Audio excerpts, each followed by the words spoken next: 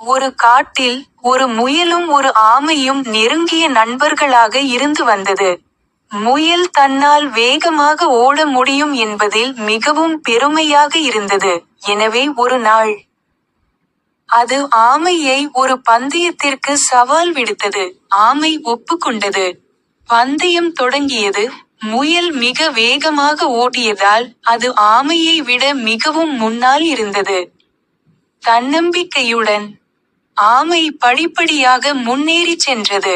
முயல் வேகமாக முன்னாடி சென்றதால், ஆமை வர நேரம் ஆகும் என்று நினைத்து, ஒரு மரத்தடியில் ஒரு தூக்கம் போட முடிவு செய்தது.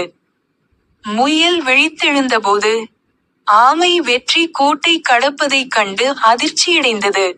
ஆமை பந்தயத்தில் வென்றுவிட்டது. கதையின் நீதி: நீங்கள் எவ்வளவு வேகமாகவோ அல்லது வலிமையாகவோ இருந்தாலும் அது முக்கியமல்ல, நிலையாக இருப்பதும் ஒருபோதும் விடா முயற்சியை கைவிடக்கூடாது.